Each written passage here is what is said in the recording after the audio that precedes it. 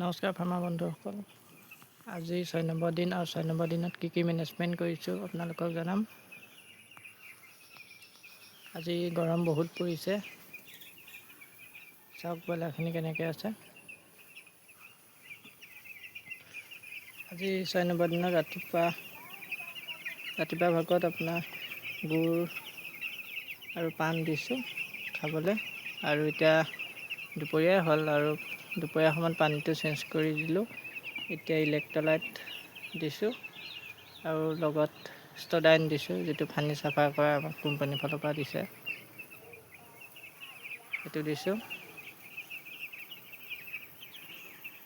এই 6 নম্বৰ দিনত আপোনালোকে গুড়টো কেনেকুৱা দেখিছে চাওক। আৰু এনেকৈ খেদাই থকা হৈছে, গৰম যিহেতু বেছি, আৰু খেদাই নাথাকিলে সিহঁতি শুই থাকে আৰু পানীটো নহ'লে নাখাব। আপোনালোকেও এনেকৈ খেদাই থাকিব, খেদাই পানীটো খুৱাব লাগিব।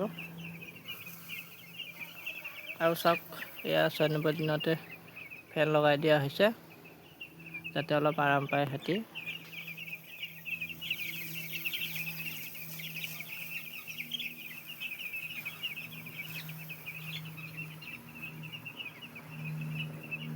আজিলৈ ইমানখিনিয়ে আছিলে। আপোনালোকে এনেকুৱা ধৰণৰ ভিডিঅ' পাই থাকিবলৈ চেনেলটো ছাবস্ক্ৰাইব কৰি ল'ব।